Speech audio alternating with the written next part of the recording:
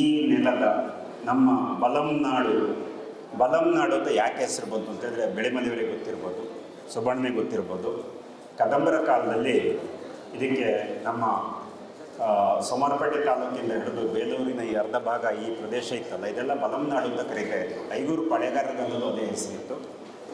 ಈ ಬಲಂನಾಡಿನ ನೆಲದ ಆಗು ಹೋಗುಗಳೇನು, ಇಲ್ಲಿನ ಸಾಹಿತಿಗಳು ಯಾರು, ಇಲ್ಲಿನ ಸಾಂಸ್ಕೃತಿಕ ಹಿನ್ನೆಲೆ ಏನು, ಇದು ಯಾಕೆ ನಾವು ಸಾಂಸ್ಕೃತಿಕವಾಗಿ ತುಂಬ ಹಿಂದೆ ಇದ್ದೇವೆ, ಈ ಕಾಫಿ ಬೆಲ್ಟ್ ಅಂದರೆ ಕಾಫಿ ಸಂಸ್ಕೃತಿಯ ತೇಜಸ್ವಿ ಏನು ಕರೆದ್ರು ಕಾಫಿ ಸಂಸ್ಕೃತಿ ಅಂತ ಈ ಪ್ರದೇಶದ ಕೊಡಗಿನಿಂದ ಹಿಡಿದು ನಮ್ಮ ಬಾಳೆಹೊನ್ನೂರಿ ತನಕ ಇರುವಂಥ ಈ ಜಾಗ ನಮ್ಮ ಮಲಯಾದ್ರಿ ಭಾಗದಲ್ಲಿ ಯಾಕೆ ನಾವು ಸಾಂಸ್ಕೃತಿಕವಾಗಿ ಕಲೆ, ಸಾಹಿತ್ಯ, ಸಂಗೀತ ಎಲ್ಲದರಲ್ಲೂ ಹಿಂದೆ ಓದಿದ್ದೇವೆ ಕೆಲವು ಕಾರಣಗಳನ್ನು ಕೂಡ ನನ್ನ ಬರಹದಲ್ಲಿ ಕೊಟ್ಟಿರೋದ್ರಿಂದ ನಾವು ಮತ್ತೆ ಮತ್ತೆ ನಮ್ಮಲ್ಲಿ ಆ ಸಾಹಿತಿಗಳಿದ್ದರು, ಇವರಿದ್ದರು, ಅವರಿದ್ದರು ಅಂತ ಹೇಳೋ ಗೋಜಿಗೆ ಹೋಗೋದಿಲ್ಲ. ದಯವಿಟ್ಟು ನೀವು ಅದನ್ನು ಓದಿಕೊಳ್ಬೇಕು. ಪ್ರತಿ ಸಾಹಿತ್ಯ ಸಮ್ಮೇಳನದಲ್ಲೂ ರಿಪೀಟ್ ಆಗೋದು ಬೇಡ ಇದು. ಹಾಗಾಗಿ ನಾನು ಅದನ್ನೇ ಅಲ್ಲಿಗೆ ನಿಲ್ಲಿಸಿದ್ದೇನೆ. ಒಂದು ಎರಡನೇದಾಗಿ ಈ ಸಾಹಿತ್ಯ ಸಮ್ಮೇಳನ ನೋಡಿ, ಹಾಗಾಗಿ ನಮ್ಮ ಬೆಳಿಮಲೆಯವರಿದ್ದಾರೆ, ಸುಳ್ಯ ತಾಲೂಕಿನವರು. ಸುಳ್ಯ ತಾಲೂಕಿಂದ ಇಲ್ಲಿ ನಮ್ಮ ಅನೇಕ ಬಂಧುಗಳು ಬಂದಿದ್ದಾರೆ. ಸಾಹಿತಿ GS ಬಡಕ ಬಂದಿದ್ದಾರೆ, ಇನ್ನು ಹೀಗೆ ಯಾರ್ಯಾರೋ ಬಂದಿದ್ದಾರೆ. ದಿನೇಶ್ ಕುಪ್ಪುಜಟ್ಕ ಇದ್ದಾರೆ, ನಮ್ಮ ಕಾರ್ಟೂನ್ ದಿನೇಶ್. ನಮ್ಮ ಕೇಸರಿ ಹ್ಯಾರೋ ಬಂದು ಕೂತ್ಕೊಂಡು ನಗಾಡ್ತಾ ಇದ್ದಾರೆ ನಾನು ನೋಡಿ. ಈಗೆಲ್ಲ ಇದೆ, ಬಂದಿದ್ದಾರೆ ಎಲ್ಲ. ತುಂಬ ಜನ ಇನ್ನೂ ಬಂದಿರ್ಬೋದು, ಗೊತ್ತಿಲ್ಲ. ಸುಳ್ಯ ತಾಲೂಕಲ್ಲಿ ಬಹುಶಃ ಈಗ 30ನೇ ಕನ್ನಡ ಸಾಹಿತ್ಯ ಸಮ್ಮೇಳನ ನಡೆಯಿತು ಅಂತ ಕಾಣುತ್ತೆ. ತಾಲೂಕಿನ 30ನೇದು, ನಾವು 4ರಲ್ಲಿ ಇದ್ದೇವೆ. ಅಂದರೆ ನಮ್ಮ ಪರಿಸ್ಥಿತಿಗಳೇ ಹಾಗೆ, ನಾವು ಅದಕ್ಕೆ ಬೇಜಾರು ಪಟ್ಟು ಮಾಡುವಂಥದ್ದು ಏನಿಲ್ಲ, ನಮ್ಮ ಪರಿಸ್ಥಿತಿಗಳು ಹಾಗಿದೆ. ಇಲ್ಲಿ ಈ 4ನೇ ಸಾಹಿತ್ಯ ಸಮ್ಮೇಳನ ನಡಿಬೇಕಾದರೂ ಕೂಡ ಸಾಕಷ್ಟು ಚರ್ಚೆಗಳಾದವು, ಯಾರಾಗಬೇಕು ಏನು ಅಂತಿರೋದು. ನಾನೇನು ಭಾಳ ಉತ್ಸಾಹದಿಂದ ಸಮ್ಮೇಳನ ಅಧ್ಯಕ್ಷ ಅದಕ್ಕೂ ಒಪ್ಪಿಕೊಂಡವನು ಅಲ್ಲ, ಅದು ಆಗಬಾರದು ಅಂತ ನನಗೆ ಇಲ್ಲ. ಸಾಹಿತ್ಯ ಪರಿಷತ್ತು, ಸಾಹಿತ್ಯ ಸಮ್ಮೇಳನದಲ್ಲಿ ನಮ್ಮ ಬದುಕಿನ ಭಾಗ ಕೂಡ, ನಾನು ಅದನ್ನು ಬರೆದಿದ್ದೇನೆ. ಅದರ ಜೊತೆಯಲ್ಲಿ ಸಾಹಿತ್ಯ ಪರಿಷತ್ ದೂರ ನಿಂತು ಕೆಲಸ ಮಾಡಿದವರು ಕೂಡ ನಾವು ಬೆಳಿಮಲೆಯವರು ಕೂಡ ಅಂತವ್ರೆ. ನಮಗೆ ಸಾಹಿತ್ಯ ಪರಿಷತ್ ಜೊತೆಗೆ ಒಂದು ಪ್ರೀತಿ ಮತ್ತು ಕಲಹದ ಸಂಬಂಧ ಇದೆ. ಇಲ್ಲಿ ನಮ್ಮ ವೇಣುಗೋಪಾಲ್ ಕೂತಿದ್ದಾರೆ, ಇನ್ನೂ ಸುಮಾರು ಗೆಳೆಯರಿದ್ದಾರೆ. ನಾವು ಸಾಹಿತ್ಯ ಪರಿಷತ್ತನ್ನೇ ಧಿಕ್ಕರಿಸಿ ಹಲವು ಕಾಲ ಕೂತವರು, ಬೇಕಷ್ಟು ಕೆಲಸ ಮಾಡೋದು ಇಲ್ಲಿ. ಹಾಗೆ ತಿಳ್ಕೊಂಡ ನಂತರ ದಿನಗಳಲ್ಲಿ ಸಾಹಿತ್ಯ ಪರಿಷತ್ ಜೊತೆ ಒಳ್ಳೆ ಸಂಬಂಧ ಇಟ್ಕೊಂಡು ಕೆಲಸವನ್ನು ಮಾಡೋದು. ಇದಕ್ಕೆ ಒಂದು ವಿಚಾರ ಇರಲಿ ಅಂತ ನಾನೀಗ ಸಾಹಿತ್ಯ ಪರಿಷತ್ತಿಂದ ಮತ್ತೆ ನಾನು ಸಾಹಿತ್ಯ ಪರಿಷತ್ ಅಧ್ಯಕ್ಷ ಆದೆ. ಆ ಸಂದರ್ಭದಲ್ಲಿ ನನಗೆ ಒಂದು ಅವಕಾಶ ಸಿಕ್ತು. ನೀವೆಲ್ಲ ಗೆಳೆಯರಿದ್ದೀರಿ, ತುಂಬ ಜನ ಇಲ್ಲೂ ಇದ್ದಾರೆ, ಅದೇ ಆಶಿಸಿಗೆ ದುಡಿದವರು. ನಮ್ಮ ಸುಬ್ಬಣ್ಣನ ಅಧ್ಯಕ್ಷ ಮಾಡೋಕ್ಕೆ ಸಾಧ್ಯ ಆಯಿತು. ಅದು ಪ್ರಥಮ ಸಾಹಿತ್ಯ ಸಮ್ಮೇಳನ ತಾಲೂಕಿನ, ಅದಕ್ಕಿಂತ ಮುಂದೆ ಒಂದು ಜಿಲ್ಲಾ ಸಮ್ಮೇಳನ ಆಗಿತ್ತಿಲ್ಲ. ಆ ನಂತರ ಮೊನ್ನೆ ಎರಡನೇ ಜಿಲ್ಲಾ ಸಮ್ಮೇಳನವನ್ನು ಕೂಡ ಮಲ್ಲೇಶ್ ಗೌಡರು ಇಲ್ಲಿ ನಡೆಸ್ಕೊಟ್ರು. ನಮ್ಮ ಹೆತ್ತೂರಲ್ಲಿ ನಮ್ಮ ಮಂಡ್ಯ ರಮೇಶ್ ಬಂದು ಕೂತ್ಬಿಟ್ಟಿದ್ದಾರೆ. ಅವ್ರು ಬಂದು ನನಗೆ ಮಾತಾಡೋಕ್ಕೆ ಹೆದರಿಕೆ ಆಗುತ್ತೆ. ಎಲ್ಲ ಅವ್ರನ್ನೇ ನೋಡ್ತಾರೆ ಜನ. ಇವನಿಗೆ ಹೋಗಿ ಎಷ್ಟೊತ್ತು ಮಾತಾಡ್ದಪ್ಪ, ಮಂಡ್ಯ ಮಾತಾಡಲಿ ಅಂದ್ಬಿಡ್ತಾರೆ. ಬೇಡ ಇರಲಿ, ಅಲ್ಲೇ ಕೂತೀರಿ. ಆಮೇಲೆ ನಾನು ಇದಿಷ್ಟು ವಿಚಾರಗಳು ಬಂದಮೇಲೆ ಅಂತ ಅಧ್ಯಕ್ಷ ಆಗಿದ್ದೀನಿ. ಸಾಹಿತ್ಯದ ಇದು ಕನ್ನಡದ ಜಾತ್ರೆಯೂ ಹೌದು, ಕನ್ನಡದ ಹಬ್ಬವೂ ಹೌದು, ಒಂದಷ್ಟು ಕನ್ನಡದ ಕೆಲಸಗಳನ್ನು ಮಾಡುವ ಚಾಲನೆ ಕೊಡುವ ದಿವಸವೂ ಹೌದು. ಇದು ಒಂದು ವಿಭಾಗ. ಬೆಳಿಮಲೆಯವರು ಹೇಳಿದ ಸುಮಾರು ವಿಷಯಗಳು ನಮ್ಮ ತಲೆಯಲ್ಲಿ ಉಳ್ಕೊಳ್ಬೇಕು, ನಾವು ಮುಂದಿನ ದಿನಗಳಲ್ಲಿ ಯೋಚನೆ ಮಾಡಬೇಕು. ಅದರ ಜೊತೆಯಲ್ಲಿ ನಮ್ಮ ಸಕಲೇಶ್ವರ ತಾಲೂಕಿನ ಪರಂಪರೆ ಹೇಗಿತ್ತು ಅಂದರೆ ಭಾಷಾ ಪರಂಪರೆ, ಸೌಹಾರ್ದ ಪರಂಪರೆ ಹೇಗಿತ್ತು ಅಂದರೆ ಎರಡು ಉದಾಹರಣೆ ಕೊಡ್ತೇವೆ. ನಮ್ಮ ಕರೀಂ ಖಾನ್ರು ಹೆಸರು ಪದೇ ಹೇಳ್ತೇವೆ. ಕರೀಂ ಖಾನ್ರು ಎಲ್ಲಿಂದ ಬಂದವರು? ಅವರ ತಂದೆ ರೆಹಮಾನ್ ಖಾನ್ ಆಫ್ಘಾನಿಸ್ತಾನದವರು, ಅಲ್ಲಿನ ಯೋಧ. ಅವರು ಬ್ರಿಟಿಷರ ವಿರುದ್ಧ ಹೋರಾಡಿ ಮತ್ತೆ ಅವರ ರಾಯಭಾರಿಯಾಗಿ, ರಾಯಭಾರಿ ಅಂದರೆ ಒಬ್ಬ ಸೈನಿಕನಾಗಿ ಯಾವುದೋ ಮಾತುಕತೆಗೆ ಭಾರತಕ್ಕೆ ಕಳಿಸಲ್ಪಟ್ಟವರು ರೆಹಮಾನ್ ಖಾನ್ ಭಾರತಕ್ಕೆ ಬಂದವರು. ಹಾಗೆ ತಿರುಗಾಡಿಕೊಂಡು ಅವರ ಬಂಧುಗಳು ಯಾರೋ ಇಲ್ಲಿ ಸಕಲೇಶ್ವರದಲ್ಲೂ ಇದ್ದಾರೆ ಅಂತ ಚೆನ್ನೈ ಮೂಲಕ ಇಲ್ಲಿಗೆ ಬರ್ತಾರೆ. ಇಲ್ಲಿಗೆ ಬಂದವರು ರೆಹಮಾನ್ ಖಾನ್ ಇಲ್ಲಿನ ಪ್ರಕೃತಿಯನ್ನು ನೋಡಿ ಸಂತೋಷಪಟ್ಟು ಇಲ್ಲೇ ನಿಲ್ಲಿಸಿಬಿಡ್ತಾರೆ. ಹಾಗಾದ್ರೆ ಅವರ ಬಂಧುಗಳು ಇಲ್ಲಿಂದ ಬಂದರು ಇಲ್ಲಿಗೆ. ಅದು ಅಫ್ಘಾನ್ ಮೂಲದ ಬಂಧುಗಳನ್ನು ಅವರನ್ನು ಈ ನೆಲಕ್ಕೆ ಕರ್ಕೊಂಡು ಬಂದವರು ನಮ್ಮ ಸಕಲೇಶ್ವರದ ಶಾಪ್ ಸಿದ್ದೇಗೌಡ ಕುಟುಂಬದವರು. ಅವರಿಗೆ ಅಲ್ಲಿನ ಚೆನ್ನೈನ ಸಂಬಂಧ ಇತ್ತು, ವ್ಯಾಪಾರ ಇತ್ತು. ಇವರು ಲಿಂಗಾಯತರು, ಇವರು ದೊಡ್ಡ ಒಂದು ಅಂಗಡಿಯನ್ನು ಹಾಕಿದ್ರು ಇಲ್ಲಿ. ಈಗಲೂ ಆ ಅಂಗಡಿ ಅವರ ವಂಶಜರಲ್ಲೇ ಇದೆ, ಶಾಪ್ ಸಿದ್ದೇಗೌಡ ಹೆಣ್ಣು. ಆಗಿನ ಕಾಲದ ದೊಡ್ಡ ಡಿಪಾರ್ಟ್ಮೆಂಟಲ್ ಸ್ಟೋರ್ ಇಲ್ಲಿತ್ತು, ಸರ್ವ ಸರಕಿನ ಮಳಿಗೆ ನೋಡಿ. ಆಗ ಎಲ್ಲರೂ ಬ್ರಿಟಿಷ್ ಇಲ್ಲಿ ಪ್ಲಾಂಟರ್ಗಳು, ಅವರಿಗೆ ಬೇಕಾಗಿ ಒಂದು ಅಂಗಡಿ ಮಾಡ್ತಾರೆ ಶಾಪ್ ಸಿದ್ದೇಗೌಡ ಇವರು. ಅಂಗಡಿಯಲ್ಲಿ ಸಾಮಾನು ಕೊಡೋದಕ್ಕೆ, ಇನ್ನೊಂದನ್ನು ಕಟ್ಟಿಕೊಡೋದಕ್ಕೆ, ಮೆಡಿಸಿನ್ಗೆ ಬೇಕಾದಂಥ ಬೇರೆ ಬೇರೆ ವಸ್ತುಗಳು ಕೊಡೋದಕ್ಕೆ ಚೆನ್ನೈನಿಂದ ಈ ಲಬ್ಬೆಯವರನ್ನ ಕರ್ಕೊಂಡು ಬರ್ತಾರೆ, ಪಟಾಣರನ್ನ. ಆ ಕುಟುಂಬಗಳಲ್ಲಿ ನಿಲ್ಲಿಸಿದ್ದು. ಆ ಕಾರಣಕ್ಕಾಗಿ ಕರೀಂ ಖಾನ್ರ ತಂದೆ ಇಲ್ಲಿಗೆ ಬಂದರು. ಕರೀಂ ಖಾನ್ರ ತಂದೆ ಬಂದಾಗ ಇಲ್ಲಿ ನಿಲ್ಲಿಸಿದ್ರು. ನಿಲ್ಲಿಸೋದಕ್ಕೆ ಅವರಿಗೆ ಮನೆ ಕೊಟ್ಟವರು ಇದೇ ಸುಬ್ಬೇಗೌಡ ಬಂದರು. ಆ ಮನೆ ಇವತ್ತು ಇದೆ ಸಕಲೇಶ್ಪುರದಲ್ಲಿ. ಕರೀಂ ಖಾನ್ ಹುಟ್ಟಿದ ಮನೆ ಕೂಡ ಸಕಲೇಶ್ಪುರದಲ್ಲಿ ಇದೆ, ಇವತ್ತು ಇಲ್ಲೇ ಇದೆ, ಆ ಬ್ರಾಹ್ಮಣರ ಬೀದಿ ಪಕ್ಕದಲ್ಲಿ ಅಲ್ಲಿದೆ. ಹೀಗೆ ಈ ಕರೀಂ ಖಾನ್ರು ಇಲ್ಲಿ ಬೆಳೆದಕ್ಕೆ ಇಲ್ಲಿ ಬಂದ ನಂತರ ಅದೇ ಶಾಪ್ ಸಿದ್ದೇಗೌಡ ಕುಟುಂಬದವರು ಇಲ್ಲಿನ ಲಾಬಾಬಿನ್ ಮಸೀದಿ ಕಟ್ಟೋದಕ್ಕೆ ಕಾರಣರಾಗ್ತಾರೆ, ಅದಕ್ಕೆ ಜಾಗ ಕೊಡ್ತಾರೆ. ಆಮೇಲೆ ಈ ಪರಂಪರೆ ನೋಡಿ, ಈ ಅಫ್ಘಾನಿಸ್ತಾನದಿಂದ ಬಂದಂಥ ಒಬ್ಬ ಕರೀಂ ಖಾನ್ ಇಲ್ಲಿನ ಕನ್ನಡಿಗನಾಗಿ, ಕನ್ನಡದ ಮೇರು ವ್ಯಕ್ತಿಯಾಗಿ ಬೆಳೆಯುವಂಥ ಒಂದು ಸಂದರ್ಭ. ಅದಕ್ಕೆ ಅನುವು ಮಾಡಿಕೊಟ್ಟವರು ನಮ್ಮ ಈ ವಚನ ಪರಂಪರೆಯ ಲಿಂಗಾಯತ ಧರ್ಮದವರು ಇಲ್ಲಿ ಜಾಗ ಕೊಡ್ತಾರೆ. ಆಮೇಲೆ ಅವ್ರ ಜೊತೆಗೆ ಸೌಹಾರ್ದ ಸಂಬಂಧ ಬೆಳೆಯುತ್ತೆ. ಕೊನೆಗೆ ಇದೇ ಕುಟುಂಬದವರು ರಾಮನಗರದಿಂದ ಟಿಪ್ಪು ಸೈನ್ಯದಿಂದ ಅನೇಕ ಸೈನಿಕರು, ಮಾಜಿ ಸೈನಿಕರನ್ನು ಕರ್ಕೊಂಡು ಬಾಡಿಗಾರ್ಡ್ ಆಗಿ ಕಾಫಿ ವ್ಯಾಪಾರಕ್ಕಾಗಿ ಕರ್ಕೊಂಡು ಬಂದು ಇಲ್ಲಿ ನೆಲೆಗೊಳಿಸ್ತಾರೆ. ಅವ್ರ ಕುಟುಂಬದವರು ಕೂಡ ಇವತ್ತು ಸಕಲೇಶ್ಪುರದಲ್ಲಿ ಇದ್ದಾರೆ ಎಲ್ಲ. ಇದು ನಮ್ಮ ಪರಂಪರೆಯ ಒಂದು ಭಾಗ. ಒಂದು ಇನ್ನೊಂದಿದೆ, ಇನ್ನು ಎರಡು ಹೇಳ್ಬಿಡ್ತೀವಿ. ಎರಡೇ ವಿಷಯ. ನಮ್ಮಲ್ಲಿ ಎರಡು ಅಂಗಡಿಗಳಿದ್ದು ಇತ್ತೀಚಿನ ದಿನಗಳಲ್ಲಿ, ಅಂದರೆ ಒಂದು 2-3 ದಶಕಗಳಲ್ಲಿ. ಒಂದು ನಮ್ಮ ನಜರುಲ್ಲನ ಪೇಪರ್ ಅಂಗಡಿ, ಇಲ್ಲೇ ಪೋಸ್ಟ್ ಆಫೀಸ್ ಪಕ್ಕದಲ್ಲಿ ನಜರುಲ್ಲಾ ಅಂತ ನಮ್ಮ ಸ್ನೇಹಿತ, ಅವರ ಅಣ್ಣ ಈಗಲೂ ಪೇಪರ್ ಏಜೆಂಟ್ ಆಗಿದ್ದಾರೆ. ನಜರುಲ್ಲನ ಪೇಪರ್ ಅಂಗಡಿ. ಆ ಪೇಪರ್ ಅಂಗಡಿ ಹೇಗಿತ್ತು ಅಂತ ಹೇಳಿದರೆ, ನಾವು ಎಲ್ಲ ಸಾಹಿತ್ಯದ ಹುಚ್ಚರು, ಗೆಳೆಯರು, ರಂಗಕರ್ಮಿಗಳು ಎಲ್ಲರೂ ಸೇರ್ತಿದ್ದಲ್ಲಿ, ಲಂಕೇಶ್ ಪತ್ರಿಕೆ ಬರ್ತಿದ್ದಲ್ಲಿ, ಕೆಲವು ನಮ್ಮ ಸಕಲೇಶ್ಪುರದಲ್ಲಿ ಇದ್ದಂಥ ಪುಸ್ತಕದ ಮಳಿಗೆ ಅಂತ ಏಕೈಕ ಮಳಿಗೆ ಇದ್ದದ್ದು ಈ ನಜರುಲ್ಲನ. ಸಣ್ಣ ಗೂಡಂಗಡಿಯಲ್ಲಿ ಪುಸ್ತಕನೂ ಇಟ್ಕೊಂಡು ಮಾರ್ತಿದ್ದ ನಜರುಲ್ಲನ. ಅಲ್ಲಿ ಎಲ್ಲ ಥರದ ಗೆಳೆಯರು ಎಲ್ಲ ಇವರು ಸೇರಿ ನಾವು ಅದನ್ನು ಸಾಹಿತ್ಯಿಕ ಚರ್ಚೆ ಮಾಡ್ತಿದ್ದು, ಸಾಹಿತ್ಯದ ವಿಷಯ ಮಾತಾಡ್ತಿದ್ದು, ರಾಜಕೀಯ ಮಾತಾಡ್ತಿದ್ದು, ಬೇರೆ ಬೇರೆ ಚಳವಳಿಗಳಿಗೆ ರೂಪುರೇಷೆಗಳನ್ನು ಮಾಡ್ತಿದ್ದು. ಇದು ನಜರುಲ್ಲನ ಅಂಗಡಿ. ಅಲ್ಲಿ ಸೇರ್ತಿದ್ದವರೆಲ್ಲ ನಾವುಗಳು. ಹಾಗೆ ಅದು ಒಂದು ನಮ್ಮ ಸಕಲೇಶ್ಪುರದ ಲ್ಯಾಂಡ್ ಮಾರ್ಕ್ ಆಗಿತ್ತು. ಈಗ ಆ ಅಂಗಡಿ ಇಲ್ಲ. ಇನ್ನೊಂದು, ಅದರ ಹಿಂಭಾಗದ ರಸ್ತೆಯಲ್ಲಿ ಒಂದು LVR ಕಾಂಡಿಮೆಂಟ್ಸ್ ಅಂತ ಇತ್ತು. ನಮ್ಮ ಗೆಳೆಯ ಪ್ರಸನ್ನ ಕೂತಿದ್ದಾರೆ. ಅವರು ಎಲ್ಲೋ ಕೇರಳದಿಂದ ಬಂದವರು. ಕೇರಳದಿಂದ ಹೊಟ್ಟೆಪಾಡಿಗಾಗಿ ಈ ನೇಡೆಗೆ ಬಂದ ಪ್ರಸನ್ನ ಇಲ್ಲಿ ಕನ್ನಡವನ್ನು ಕಲಿತಾರೆ, ಕನ್ನಡ ಪತ್ರಿಕೆಗೆ ಅವರು ವರದಿಗಾರರಾಗ್ತಾರೆ, ಲೇಖನಗಳನ್ನು ಬರೀತಾರೆ, ಜೊತೆಯಲ್ಲಿ ಮಲಯಾಳಂನವರ ಮಕ್ಕಳು ವರದಿ ಮಾಡ್ತಾರೆ. ಜೊತೆಯಲ್ಲಿ 2 ಭಾಷೆಯ ಕೊಂಡಿಯಾದ ಪ್ರಸನ್ನನ ಅಂಗಡಿ ಮುಂದೆ ನಾನು ಸಾಹಿತ್ಯ ಪರಿಷತ್ತಿನ ಅಧ್ಯಕ್ಷ ಆಗಿದ್ದಾಗ ಒಂದು ಧ್ವಜಾರೋಹಣ ಮಾಡಿದೆ. ಅವತ್ತು ನಾವು ಭಾಳ ವಿಶೇಷವಾಗಿ ಗಮನಿಸಿದ್ದು ನಾನು ಅಂತ ಹೇಳಿದರೆ, ಧ್ವಜಾರೋಹಣ ಮಾಡಿದವರು ಯಾರು? 21 ಜನ. ಕೇವಲ ಬಹುಶಃ ವೇಣುಗೋಪಾಲ್ ಕೂಡ ಇಲ್ಲಿದ್ದರು ಜೊತೆಯಲ್ಲಿ ಯಾವ ದಿವಸ.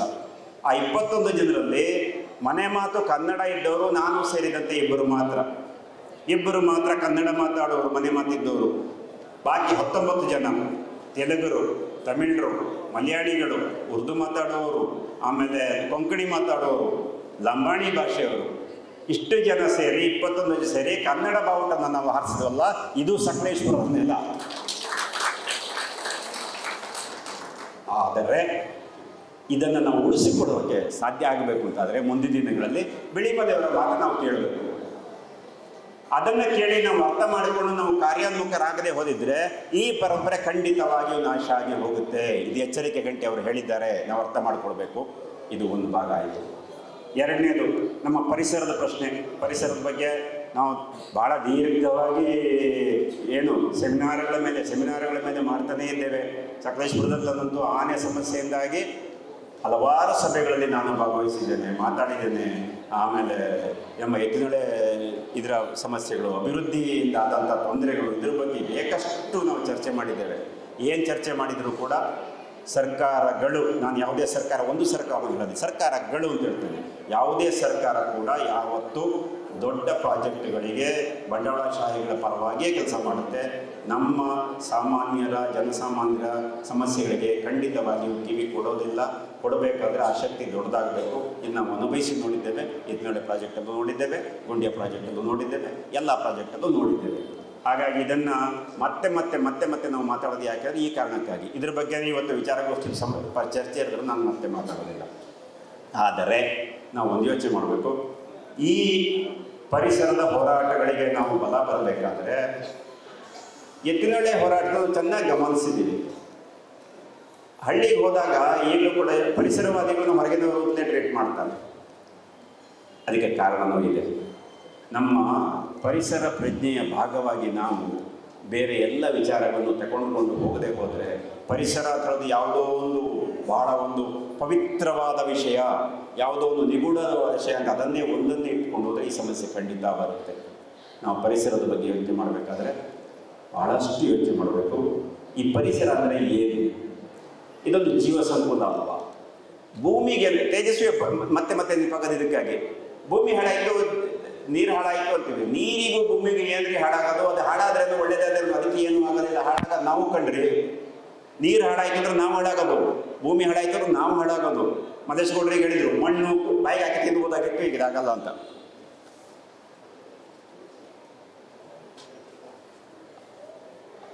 ಚೀಟಿ ಕೊಟ್ಟಿದ್ದಾರೆ, ಮಾತಾಡಿ ಹೆಚ್ಚು ಅಂತ ಕಡಿಮೆ ಅಂತ ಅಲ್ಲ ಅವರು ಕೊಟ್ಟಿರೋದು, ಹೆಚ್ಚು ಮಾತಾಡಿದ್ದ ಕೊಟ್ಟಿದ್ದಾರೆ. ಗೊತ್ತಾಯ್ತು ವಿಷಯ ಗೊತ್ತಾಯ್ತು, ಅದನ್ನು ಸೇರಿಸ್ಕೊಳ್ಳಿ ಅಂತ.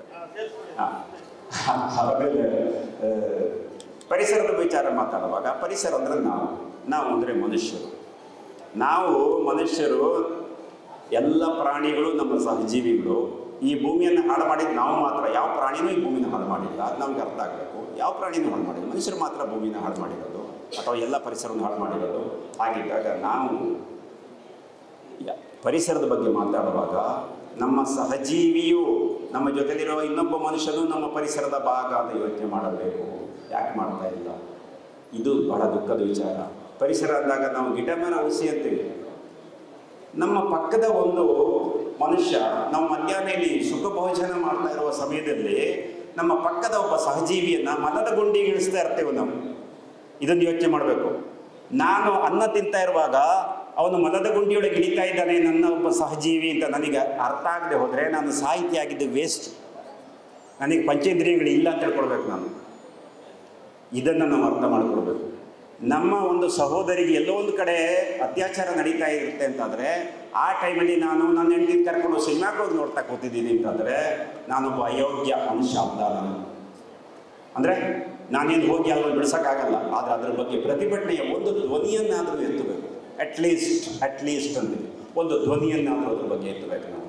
ಇದು ನಮ್ಮ ಕರ್ತವ್ಯ ಆಗಬೇಕು. ಇದೆಲ್ಲ ಪರಿಸರದ ಪ್ರಶ್ನೆಗಳೇ. ಹಾಗೆ ಯಾವುದೋ ಒಂದು ನಮ್ಮ ಪಕ್ಕದ ದೇಶಕ್ಕೆ ಬಾಂಬ್ ಬಿದ್ದು ಮಕ್ಕಳು ಮರಿ ಸಾಯ್ತಾ ಇದ್ದಾರೆ ಅಂತಂದರೆ, ಆ ಬಾಂಬ್ ಹಾಕೋರ ವಿರುದ್ಧ ನಾವು ಒಂದು ಅಟ್ಲೀಸ್ಟ್ ಒಂದು ಮಾತನ್ನಾದರೂ ಆಡಬೇಕು. ಇದು ಯಾವುದೂ ಮಾಡದೆ ಹೋದರೆ ನಮ್ಮ ಪರಿಸರ ಪ್ರಜ್ಞೆಗಾಗಲಿ ಪರಿಸರದ ಮಾತುಗಳಿಗಾಗಲಿ ಯಾವ ಅರ್ಥನೂ ಉಳಿಯೋದಿಲ್ಲ. ದಯವಿಟ್ಟು ನಮ್ಮ ಎಲ್ಲ ಗೆಳೆಯರು ಇದನ್ನು ಗಮನಿಸಬೇಕು. ಇದು ಪರಿಸರದ ವಿಚಾರದಲ್ಲಿ ಮುಂದಿನ ದಿನಗಳಲ್ಲಿ ನಾವು ಖಂಡಿತ ಯೋಚನೆ ಮಾಡಬೇಕಾಗುತ್ತೆ. ಇವೆಲ್ಲವನ್ನು ಯೋಚನೆ ಮಾಡಬೇಕು. ಮೂರನೇದು ಕನ್ನಡ ಶಾಲೆಗಳ ಬಗ್ಗೆ. ಕನ್ನಡ ಶಾಲೆಗಳ ಬಗ್ಗೆ ಈಗ ತಾನೇ 2-3 ಜನ ಅದನ್ನು ಹೆಚ್ಚು ಮಾತಾಡಿದರು. ಆಮೇಲೆ ಒಂದು ವಿಚಾರ ಹೇಳ್ತೇನೆ, ನಮ್ಮ ಶಾಲೆಗಳಿಗೆ ಇದಿಲ್ಲ, ಯಾವುದೋ ಜಾಗ ಇಲ್ಲ, ಅದಕ್ಕೆ ದಾಖಲಾತಿ ಇಲ್ಲ. ನಿಜ. ನಾನು ನೋಡಿದ ಹಾಗೆ ಈಗ ಒಂದು 15-20 ವರ್ಷದ ಹಿಂದೆ ನಮ್ಮ ರಕ್ಷಿದಿ ಹಿರಿಯ ಪ್ರಾಥಮಿಕ ಶಾಲೆ, ನಾವೇ ಊರವರೆಲ್ಲ ಸರಿ ಕಟ್ಟಿ ಬೆಳೆಸಿದ ಶಾಲೆ, ಅದಕ್ಕೊಂದು ಜಾಗ ಗ್ರ್ಯಾಂಟ್ ಮಾಡಿಸಿದ್ವಿ. 2.5 ಎಕರೆ ಜಾಗ ಅಂತ ಒಂದು 2 ಎಕರೆ ಜಾಗ ಗ್ರ್ಯಾಂಟ್ ಮಾಡಿ ಕೊಟ್ಟಿದ್ದಾರೆ. ಅದಕ್ಕೆ ಗ್ರ್ಯಾಂಟ್ ಇದೆ. 2 ಎಕರೆ ಜಾಗ ಇದೆ, ರಕ್ಷಿತ ಶಾಲೆ ಇದೆ. ಆಗ ಹೋದಾಗ ನಾವು ಲಿಸ್ಟ್ ತೆಗೆದು ನೋಡಿದರೆ ಇಡೀ ತಾಲೂಕಲ್ಲಿ 3 ಶಾಲೆಗೆ ಜಾಗ ಇತ್ತು. 3 ಶಾಲೆ. ಒಂದು ಕಬ್ಬಿನಗದ್ದೆ ಶಾಲೆ, ಯಾವುದೋ ಪುರಾತನ ಕಾಲದಲ್ಲಿ ಯಾರೋ ದಾನ ಕೊಟ್ಟದ್ದು ದಾಖಲೆ ಇತ್ತು ಅದಕ್ಕೆ. ಇನ್ನೊಂದು BBC ಹೋಗ್ತವರು ಶಾಸಕರಾಗಿದ್ದ, ಅವರು ಏನೋ ಒಂದು ಎಲ್ಲೋ ಕಡೆ ಮಾಡಿಸ್ಬಿಟ್ಟಿದ್ರು ಊರಲ್ಲಿ. ಅದು ಬಿಟ್ಟು ಯಾವ ಶಾಲೆಗೂ ಇರಲಿಲ್ಲ. ಈಗ ಎಷ್ಟಿದೆ ಅಂತ ನನಗೆ ಗೊತ್ತಿಲ್ಲ, ಎಷ್ಟು ಶಾಲೆಗಿದೆ ಅಂತ ಅಧಿಕಾರಿಗಳು ತಿಳಿಸ್ಬೇಕಾ ಮಾತನ್ನು. ಆದರೆ ಅಷ್ಟೇ ಇದ್ದಿದ್ದು ನಮ್ಮ ರಕ್ಷಿದಿ ಹಿರಿಯ ಪ್ರಾಥಮಿಕ ಶಾಲೆಗೆ ನಾವು ಗೆಳೆಯರು ಸೇರಿ ನಮ್ಮ ಊರಲ್ಲಿ ಗ್ರ್ಯಾಂಟ್ ಮಾಡಿಸಿ ಇಟ್ಟಿದ್ದೇವೆ. ಅದೊಂದು ಶಾಲೆಗಿದೆ. ಅದರ ಪಕ್ಕದಲ್ಲಿ ರಕ್ಷಿದಿಗೆ 2 ಶಾಲೆ ಇದೆ. ಇನ್ನೊಂದು ಶಾಲೆ ಇದೆ ರಕ್ಷಿದಿ ಎಸ್ಟೇಟ್ ಒಳಗೊಂದು ರಕ್ಷಿದಿ ಶಾಲೆ ಇದೆ, ಪ್ರೈಮರಿ ಶಾಲೆ. ಅದಕ್ಕೆ ಒಬ್ಬರು ಪುಣ್ಯಾತ್ಮ ನಮ್ಮ ಗೆಳೆಯರಿದ್ದಾರೆ, ವಿಚಾರಲೋಪ ಅಂತ. ಅವರಿಗೆ ಇವತ್ತು ನಾವು ಸನ್ಮಾನ ಇಟ್ಕೊಂಡಿದ್ದೇವೆ. ಅವರ ಜಮೀನನ್ನು ದಾನ ಕೊಟ್ಟು ಸರ್ಕಾರಕ್ಕೆ ಅಲ್ಲಿ ಶಾಲೆ ಕಳಿಸಿದ್ವಿ. ಹಾಗಾಗಿ ಸರ್ಕಾರಕ್ಕೆ ಅವರು ದಾನ ಕೊಟ್ಟು ರಿಜಿಸ್ಟರ್ ಮಾಡಿ ಕೊಟ್ಟವರ ಖರ್ಚಲ್ಲಿ ಅಲ್ಲಿ ಶಾಲೆ ಕಡೆ ರಕ್ಷಿದಿ ಶಾಲೆ ರಿಚಿಯವ್ರ ತೋಟದಲ್ಲಿ ಅವ್ರು ರಿಜಿಸ್ಟರ್ ಮಾಡಿ ಕೊಟ್ಟಿರೋದು. ಅವರ ಸ್ವಂತ ಹಿಡುವಳಿ ಜಾಮನ್ನು ಅಲ್ಲಿ ಶಾಲೆ ಕಳಿಸಿದ್ರು. ಹೀಗೊಂದು ಶಾಲೆ. ಹೀಗೆ ಅನೇಕ ವಿಚಾರಗಳಿದೆ. ಇನ್ನೂ ಮಧ್ಯಾಹ್ನದ ಇದರಲ್ಲಿ ನಮ್ಮ ಸನ್ಮಾನ ಕಾರ್ಯಕ್ರಮದಲ್ಲಿ ಅಥವಾ ಬೇರೆ ಇದರಲ್ಲಿ ಬೇರೆ ಬೇರೆ ವಿಷಯಗಳು ಚರ್ಚೆಗೆ ಬರ್ತವೆ. ನಮ್ಮ ಗೆಳೆಯರು ಒಂದು ವಿಷಯವನ್ನು ಹೇಳಿದ್ದಾರೆ. ಸಾರೋಟಿನಲ್ಲಿ ಮೆರವಣಿಗೆ ಬರುವಾಗ ಅಲ್ಲಿಟ್ಟ ಪುಸ್ತಕಗಳ ಬಗ್ಗೆ 1-2 ಮಾತು ಮಾತಾಡಿ ಅಂತ ಈಗೊಂದು ಹೇಳಿದ್ರಲ್ಲ, ಆ ವಿಚಾರ ಮಾತಾಡಿ ನಾನು ಈ ಮಾತನ್ನು ಮುಗಿಸ್ತೀನಿ. ಮಾತು ಎಷ್ಟು ಬೇಕಾದರೂ ಮಾತಾಡ್ಬೋದು, ಎಷ್ಟು ಮಾತಾಡಿದ್ರು ಒಂದೇ. ಈ ಮೆರವಣಿಗೆ ಬರುವ ವಿಚಾರದಲ್ಲಿ ಈಗಾಗಲೇ ನಮ್ಮಲ್ಲಿ ಹಲವು ಜನ ಅಂದರೆ ಮೆರವಣಿಗೆ ಹೋಗೋದು ಅವ್ರವರಿಗೆ ಬಿಟ್ಟಿದ್ದು. ಮೆರವಣಿಗೆ ನೀವು ಸಾರೋಟಲ್ಲಾದರೂ ಹೋಗ್ಬೋದು, ಆನೆ ಮೇಲಾದರೂ ಕೂತ್ಕೊಂಡು ಹೋಗ್ಬೋದು, ಇನ್ನು ಎಲ್ಲಿ ಹೆಲಿಕಾಪ್ಟರ್ ಬೇಕಾದ್ರೆ ಮೆರವಣಿಗೆ ಮಾಡಿಸ್ಕೊಳ್ಳಿ, ನಂದೇನು ಅಡ್ಡಿ ಇಲ್ಲ. ಪ್ರಜಾಪ್ರಭುತ್ವ ಅವ್ರು ಇಷ್ಟ ಬರೋ ದುಡ್ಡು. ಆದರೆ ಪ್ರಜಾಪ್ರಭುತ್ವದಲ್ಲಿ ಮನುಷ್ಯನನ್ನು ಮೆರವಣಿಗೆಯಲ್ಲಿ ಈಗ ಎಲ್ಲೆಲ್ಲೋ ಕೂರಿಸ್ಕೊಂಡು ಕರ್ಕೊಂಡು ಹೋಗೋದು ಅಷ್ಟು ಉಚಿತ ಅಲ್ಲ ಅಂತ ನಾನು ಭಾವಿಸಿದ್ರೆ ನಾನು ಒಬ್ಬ. ನನ್ನ ಹಾಗೆ ತುಂಬ ಜನ ಯೋಚನೆ ಮಾಡಿದ್ದಾರೆ. ಹಿಂದೆ ಕೂಡ ಇದು ಹೀಗಾಗಿದೆ. ಸುಬ್ಬಣ್ಣ ಕೂಡ ನಮ್ಮ ಹಾಲ್ಬಾಳದ ಇದು ಮಾಡಿದಾಗ ಅವರು ಸ್ವಲ್ಪ ದೂರ ಒಂದು 10 ಹೆಜ್ಜೆ ಇದ್ರ ಮೇಲೆ ಬಂದು ನಡ್ಕೊಂಡೇ ಬಂದರು. ನಮ್ಮ ಸುಶೀಲಾ ಮೇಡಮ್ ಇಲ್ಲೇ ಕೂತಿದ್ದಾರೆ, 2ನೇ ಸೆಮೆಂಡ್ನಲ್ಲಿದ್ದು, ಅವರು ಕೂಡ ನಡ್ಕೊಂಡೇ ಬಂದರು ಜೊತೆಯಲ್ಲಿ. ಅದೇನು ಇದೆ ಅಲ್ಲ, ಅದರಲ್ಲಿ ನಾನೇನು ಹೊಸಬಾಯನೇ ಅಲ್ಲ. ಅವರು ಕೂಡ ಹಾಗೆ ನಾನು ಜನರ ಮಧ್ಯೆ ಇರ್ತೀನಿ ನಡ್ಕೊಂಡು ಬಂದರು ಇದರಲ್ಲಿ. ಆದರೆ ಅದ್ರ ಜೊತೆಲಿ ಒಂದು ಇನ್ನಷ್ಟು ನಾವು ಹೊಸತನ ತರೋಣ ಅಂತ ಯೋಚನೆ ಇತ್ತು. ಪುಸ್ತಕಗಳನ್ನು ಇಟ್ಟು ಮೆರವಣಿಗೆ ಮಾಡೋಣ ಇರೋದಿಲ್ಲ. ಹೇಗೆ ಪುಸ್ತಕಗಳನ್ನು ಇಡೋದು? ಪುಸ್ತಕ ಇಟ್ಟರೆ ಕಾಣೋದಿಲ್ಲ. ಅದಕ್ಕೊಂದು ಪ್ರತಿಕೃತಿ ಮಾಡೋದು. ಪ್ರತಿಕೃತಿ ಮಾಡಿ ಯಾವ ಪುಸ್ತಕಗಳನ್ನು ಇಡೋದು ಅಂತ ಇದ್ದಾಗ ನಾವು ಮಂಜು ನಾವೆಲ್ಲ ಕೂತ್ಕೊಂಡು ತೀರ್ಮಾನಕ್ಕೆ ಬಂದು ಒಂದು ನಮ್ಮ ಬದುಕಿನ ಬುನಾದಿಯೇ ನಮ್ಮ ಸಂವಿಧಾನ ನಮ್ಮ ಪ್ರತಿಕೃತಿ ಇಡೋಣ. ಜೊತೆಯಲ್ಲಿ ಕುವೆಂಪು ಅವರ ಶ್ರೀ ರಾಮಾಯಣ ದರ್ಶನ ಇಡೋಣ. ಯಾಕೆಂದರೆ ಪ್ರಪ್ರಥಮ ಜ್ಞಾನಪೀಠ ಪ್ರಶಸ್ತಿ ಪುರಸ್ಕೃತ ಕೃತಿ ಅದು ಕನ್ನಡದ್ದು. ಇನ್ನೊಂದು ನಮ್ಮ ಪ್ರಪಂಚಕ್ಕೆ ಕನ್ನಡದ ದೊಡ್ಡ ಕೊಡುಗೆ ಅಂತಿದ್ರೆ ಬಾಕಿ ಎಲ್ಲ ಸಾಹಿತ್ಯ ಹೇಳ್ತೇವೆ ನಾವು. ಪಂಪರನ್ನ, ಜನ್ನಪ್ಪನ್ನ ಎಲ್ಲ ಕುಮಾರವ್ಯಾಸ ಎಲ್ಲ ಹೇಳ್ತೀವಿ. ಎಲ್ಲ ಸಂಸ್ಕೃತದಿಂದ ಬಂದವು. ಸಂಸ್ಕೃತದ ಸಾಹಿತ್ಯ ಬಂದದ್ದು. ಶುದ್ಧ ಕನ್ನಡದ ವಚನ ಸಾಹಿತ್ಯ ಮಾತ್ರ. ಅದು ಜಗತ್ತಿಗೆ ನಮ್ಮ ಕನ್ನಡದ ಕೊಡುಗೆ ಅಂತ ನಾನು ಭಾವಿಸ್ತಾರೆ. ನಾನು ಒಬ್ಬ. ಆ ಜಗತ್ತಿಗೆ ನಮ್ಮ ಕೊಡುಗೆ ಏನು ಅಂದರೆ ವಚನ ಸಾಹಿತ್ಯ. ಅದನ್ನು ಇಡೋಣ ಜೊತೆಯಲ್ಲಿ. ಈ 3 ಪುಸ್ತಕಗಳನ್ನು ನಮ್ಮ ಚನ್ನಮಲ್ಲಯ್ಯ ನಮ್ಮ ಕಲಾವಿದರು ಅವರು ಮಾಡಿಕೊಟ್ರು. ಅದನ್ನು ಪುಸ್ತಕಗಳ ಪ್ರತಿಕೃತಿಯನ್ನು ಭಾಳ ಸುಂದರವಾಗಿ ಮಾಡಿದ್ದಾರೆ ಅಂತ ಅಂದ್ಕೊಂಡಿದ್ದೀನಿ ನಾನು. ಚೆನ್ನಾಗಿದೆ. ಅದನ್ನೇ ಇಟ್ಟು ಮೆರವಣಿಗೆ ಮಾಡೋಣ ಅಂತ. ಆದರೆ ಗೆಳೆಯರು ಸುಮಾರು ಇಲ್ಲಿ ಬಿಡಲಿಲ್ಲ ನಾನು, ನೀವು ಅಲ್ಲಿ ಇರಬೇಕು ಅಂತ. ರಥದ ಮೇಲೆ ಹತ್ತಿ ನಿಂತು ಒಂದಷ್ಟು ದೂರ ಬಂದು ಅವರ ಸಮಾಧಾನಕ್ಕೆ ಅಲ್ಲೇ ಕೈ ಮುಗಿದು ಕೆಳಗಿಳಿದು ಮೆರವಣಿಗೆಗೆ ಬಂದಿದ್ದೀನಿ.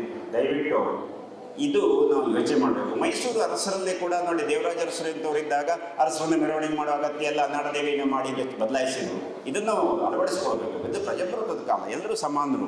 ಇದರಲ್ಲಿ ಸಮ್ಮೇಳನ ಅಧ್ಯಕ್ಷರಿಗೆ 2 ಕೋಡೇನಿರೋದೆಲ್ಲ ಒಂದು ಮಹಾನ್ ವ್ಯಕ್ತಿನೂ ಏನಲ್ಲ. ನೀವೆಲ್ಲರೂ ಸಮ್ಮೇಳನ ಅಧ್ಯಕ್ಷರ ಹಾಗೆ ದುಡಿದವರೇ. ಆದರೆ ನಿಮ್ಮ ಕ್ಷೇತ್ರಗಳು ಬದಲಾಗಿರುತ್ತೆ. ನನಗೆ ಸಾಹಿತ್ಯ ಕ್ಷೇತ್ರವು ಇನ್ನೊಂದು ಯಾವುದೋ ಕ್ಷೇತ್ರ ನಾನು ಇಲ್ಲಿದ್ದೀನಿ. ಹೀಗೆ ಅವರವರ ಕ್ಷೇತ್ರದ ಅವರವರು ಚೆನ್ನಾಗಿ ದುಡಿದಿರ್ತಾರೆ.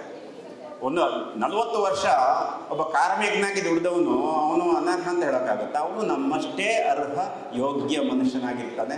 ಇದನ್ನೆಲ್ಲ ಗಮನಿಸ್ತಾ ನಾವು ಸಾಹಿತ್ಯ ಸಮ್ಮೇಳನ ನಡೆಸಬೇಕಾಗಿದ್ದೇ ಹಾಗೆ. ಸಾಹಿತ್ಯ ಸಮ್ಮೇಳನ ಚರ್ಚೆ ಆಗಿರೋ ವಿಷಯಗಳೇ ಹಾಗೆ. ಇನ್ನು ಬಾಕಿ ವಿಷಯಗಳೆಲ್ಲ ನಮ್ಮ ವಿಚಾರಗೋಷ್ಠಿಯಲ್ಲಿ ಮಾತಿಗೆ ಬರುತ್ತೆ. ಮತ್ತೆ ಬೆಳಿಮನೆಯವರ ಮಾತನ್ನು ನೆನಪಿಟ್ಕೊಳ್ಳೋಣ. ಮಲ್ಲೇಶ್ ಗೌಡರು ಹೇಳಿದ ವಿಚಾರಗಳನ್ನು ಮತ್ತೆ ಮನನ ಮಾಡಿಕೊಳ್ಳೋಣ. ವಿಚಾರಗೋಷ್ಠಿಯಲ್ಲಿ ಮುಂದಿನ ವಿಚಾರಗಳು ಬರ್ತವೆ. ಇವೆಲ್ಲ ಹೇಳ್ತಾ ನಾನು ಸುಬ್ಬಣ್ಣನ ತಮಾಷೆ ಮಾಡಿದೆ. ನನ್ನ ಪರಿಚಯ ಹೇಳಕ್ಕೆ ಹೇಳಿದ್ದು ನಿಮಗೆ, ನನ್ನ ಆತ್ಮಕಥೆ ಹೇಳಕ್ಕೆ ಹೇಳಿಲ್ಲ ನಿಮಗೆ ಅಂತ, ಆಯಿತಾ? ಅವ್ರು ನನ್ನ ಆತ್ಮಕಥೆನೇ ಹೇಳ್ತಾ ಕೂತ್ಕೊಂಡ್ರು. ಈಗ ಇರಲಿ, ಸುಬ್ಬಣ್ಣನ ಪ್ರೀತಿ ಅದು ಅವರೊಬ್ಬರು ಕವಿಗೆ 100 ಭಾವನೆಗಳು ಬರುತ್ತೆ. ಹಾಗಾಗಿ ಕವನ ರೂಪದಲ್ಲೂ ಸುಮಾರು ಓದಿದ್ರೋದ್ರಿಂದ ಆಗಲಿ. ಸುಬ್ಬಣ್ಣ, ಥ್ಯಾಂಕ್ಸ್ ನಿಮಗೆ. ಇಷ್ಟು ಹೇಳಿ ಇಷ್ಟೊತ್ತು ಸಮ್ಮೇಳನ ಅಧ್ಯಕ್ಷರ ಭಾಷಣ ನೀವು ಕೇಳಿದ್ದೀರಿ. ಅದರ ಉಳಿದ ಭಾಗ ಬರಹದಲ್ಲಿದೆ. ದಯವಿಟ್ಟು ಅದನ್ನು ಓದಿಕೊಡ್ಬೇಕು.